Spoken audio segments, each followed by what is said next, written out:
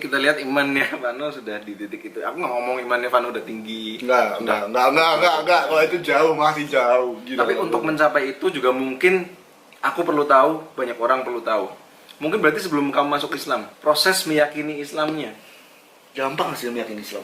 gimana tuh? Mikir. Kok bisa gampang? Mikir. Udah itu aja. Kamu pengen, aku nggak ngomong iman ya. Untuk kita memeluk agama Islam, kita melakukan ibadah-ibadah yang disyariatkan sama Rasulullah, itu butuh iman. Cuman untuk percaya sama Islam bahwa Islam benar, cuma dibutuhkan mikir. Udah, titik. Bener banget, Islam adalah agama bagi orang yang berpikir. Maksudnya bisa di logika gitu. Kebenarannya Islam tuh bisa di logika gitu. Gini loh. Orang kalau mikir, aku ngomong ya, mikir ya. Bukan egois, bukan nafsu, bukan ngeyel, bukan Netral ya, pada saat pencarian netral. Jangan gini, kalau kalian mencari sesuatu, nih orang mencari sesuatu, harus kosong dulu. Jangan mencari tapi penuh gelasnya. Ya gimana mau ada air masuk kalau gelasnya udah penuh, tumpah nanti gelasnya. Kosong, bener-bener netral. Hilangin doktrin yang ada di ajaran sebelumnya gitu. Bener-bener niatnya pengen belajar. Terus ya udah bandingin. Ya, kalau kalian ada orang yang berpikir, aku jamin kok. Aku jamin. Islam pasti bener, nggak mungkin salah, udah gitu. Itu yang aku rasain. 2016 aku sudah tahu bahwa Islam satu-satunya agama yang paling benar. Semua agama itu baik, tapi yang benar cuma satu, Islam. Kalau misalnya kalian ngomong, Kak, semua agama sama aja kok, memang semua agama baik, jangan kayak gitu. Ya memang semua agama baik, kalau agama nggak baik, nggak laku. Nggak laku. Iya kan? Iya. Iya, baik, pasti baik. Cuman yang benar ya satu, udah satu. Tapi agama nggak semua baik sih. Ada agama-agama di luar negeri sana yang tidak di Indonesia, yang mengajari membunuh, menyembah setan, dan lain-lain ada. Tapi yang aku ngomong di Indonesia tuh agama semua baik. Ya baiknya akhirnya kan relatif. Mungkin bagi mereka baik. Ya makanya baik, semuanya baik. Tapi yang benar satu. Nggak mungkin kebenaran banyak, nggak mungkin kebenaran itu di mana-mana pasti satu, nggak mungkin. Kalau absolut, kebenaran itu absolut. Aku benar, dia benar, nggak mungkin. 1 tambah 1 berapa? 2. Bisa nggak 4? Bisa ditambah 2 lagi. Akhirnya yang bisa ditambah 2 lagi hanya alasan kan, alasan pembenar kan. Yeah. Nah, agama itu kebenaran, bukan alasan pembenar. Orang yang selalu memberikan alasan pembenar terhadap agamanya, pertanyakan apakah itu agama. Apakah alasan pembenaran kalau ngomong agama, pakainya kebenaran. Makanya tadi aku ngomong 1 tambah 1 berapa? 2. Kebenarannya pasti akan selalu 2. Tapi dia ngomong 4, kan ditambah 2 lagi. Itu alasan pembenaran. Agama bukan itu. Agama 1 tambah 1 berapa? 2. Dan kebenaran 1 tambah 1 2. Di seluruh dunia 1 tambah 1 2. Berarti kebenaran berapa? 1. Berarti agama yang benar berapa? 1, yaitu Islam.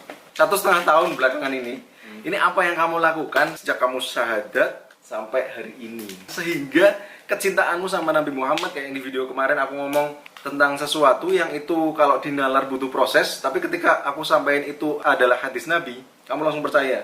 Aku masuk Islam itu 2019. Terus aku umroh di 2020. Waktu umroh, aku ke Madinah, ke rumah Rasulullah, ke makam Rasulullah, ke masjid Rasulullah. Saat di situ aku belum terlalu mengenal Rasulullah malah gitu.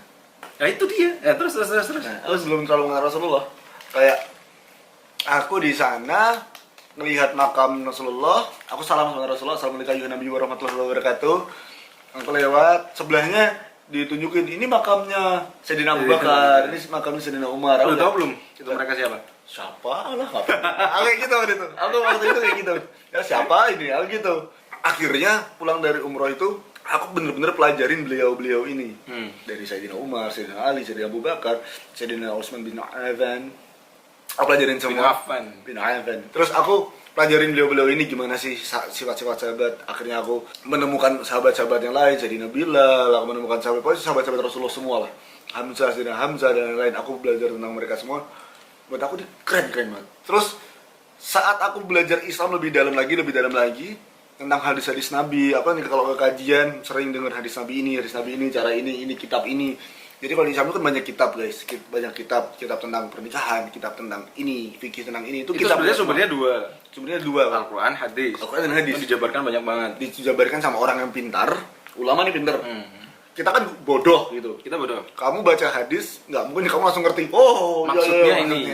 Kamu baca Al-Quran langsung oh iya enggak. Jadi butuh orang pintar untuk menerjemahkan itu dalam bentuk tulisan, dikitabkan. Akhirnya kita pelajari.